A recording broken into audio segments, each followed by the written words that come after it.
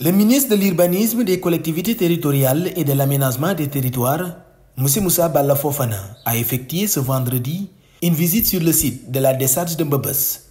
Accompagné du secrétaire d'État à l'urbanisme, du directeur général de la SONAGED et le directeur du Promoged, la délégation a visité les plateformes opérationnelles, les cabines de pesage et de contrôle des camions, ainsi que l'usine de transformation des déchets, permettant au ministre et à son équipe de se rendre compte de la réalité sur le terrain. Aujourd'hui, on a effectué une visite de terrain, surtout une visite de travail. Depuis notre prise de service, nous avions pris le temps de regarder les données, l'analyse du projet, voir l'ensemble des enjeux et des défis.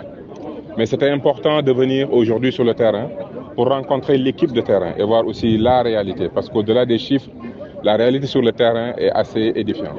Le ministre de l'Urbanisme, Moussa Balla Fofana, dénonce la gestion inadéquate du projet Promoged en Mbebeuss, malgré une enveloppe de 206 milliards, et appelle à des solutions urgentes pour transformer cette bombe écologique. Nous avons cette décharge qui reste véritablement une exploitation très traditionnelle. Parce qu'on a des récupérateurs qui font un travail extraordinaire, mais qui font un travail très difficile.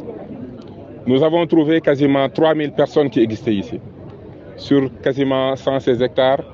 Et pourtant, ce qui me préoccupe, c'est que le projet qui a été lancé, Promoged, pour gérer cette décharge, bénéficie quand même d'une enveloppe de 206 milliards, mais qui n'a été utilisée qu'à un niveau de 12%, ce qui est problématique sur 3 ans. Alors qu'on connaît l'urgence de la situation, Mbebeuss, il faut le dire, on le répétera jamais assez, c'est une bombe écologique. C'est une situation qui ne peut pas continuer.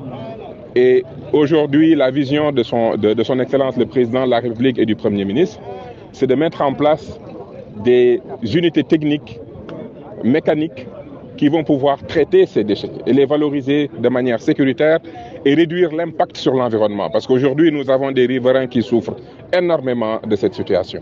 Le ministre Moussa Balla Fofana promet des solutions modernes et sécurisées pour la décharge de Mbebeuss, visant à améliorer les conditions de vie des récupérateurs et à interdire l'accès aux enfants. Aujourd'hui, notre mission et notre objectif, c'est d'inverser cette tendance et de focaliser notre action sur l'installation d'unités qui vont pouvoir véritablement traiter un volume assez important et pouvoir sortir Mbebeuss de cette situation et les riverains de cette situation. On a trouvé ici des récupérateurs qui ne sont pas un problème. Au contraire, la récupération qu'ils sont en train de faire aujourd'hui a un impact sur le volume.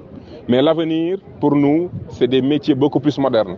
C'est des métiers dans des unités industrielles de gestion et de transformation des déchets. C'est ce qu'on leur souhaite, parce qu'on s'entend bien. Les conditions dans lesquelles les gens travaillent ici, c'est des conditions qui ne peuvent pas continuer parce que ça nuit à la santé des hommes et des femmes qui sont ici.